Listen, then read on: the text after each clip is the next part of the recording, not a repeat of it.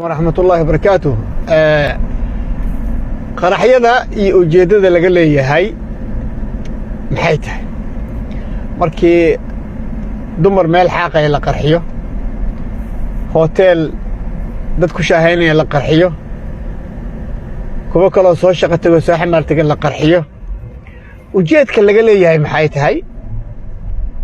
hadafkii ujeedada laga leeyahay waxaa la rabaa dadka Soomaaliyeed in argagaxis lagu sameeyo, in la argagaxo.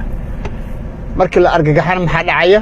in la yiraahdo war meeshan balaayo degtay nagu kala kaxay oo ay dadka qaxaan, wadanka qaxaan, ma garanaysaa in wadamada dariska iyo xariiqa qaxootiga loo laabto oo hadhowna la yiraahdo dawladani waa fashilmatay, shacabkana shacab noolaan kara ma ahan, ganacsatada ay cararaan, dawladaha iyo umamul mutaxida iyo UN loo yeero.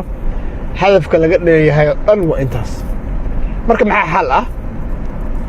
xalku waxa weeye in la samro, in dadka Soomaaliyeed lagu baraarujiyo hadafkii ujeedada laga leeyahay qarax inuu hortaayahay.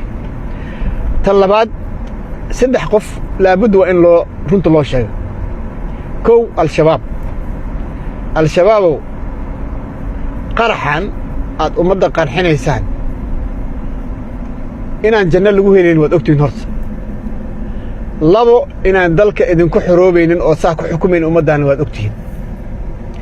saddex, ninkii meesha ku dhintana waxaa weeye ehelkiisii, qaraabadiisii, naftiisa inuu ku baaba'ay waad ogtihiin, oo dadkiisii, ehelkiisii, qaraabadii iyo adduunyada kaga tegey inuu saa ku barbaro waad ogtihiin. marka idinkoo taa og baad haddana ummadda baabi'inaysaan.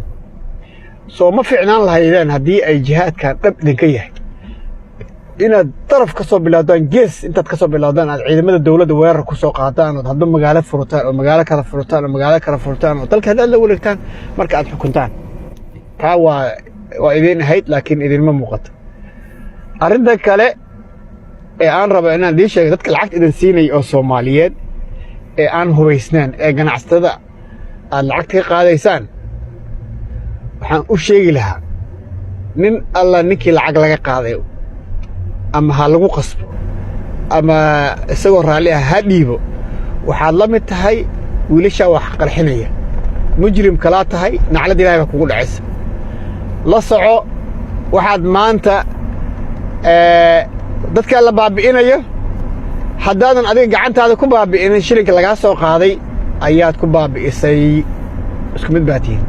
waxaa kaloo la mid ah qofkii og, khaasatan ehelka ee wiilashan wax qarxinay og ee ay ku soo degeen ee qariyey, kuwaasna naclad Ilaahay baa ku dhacaysa.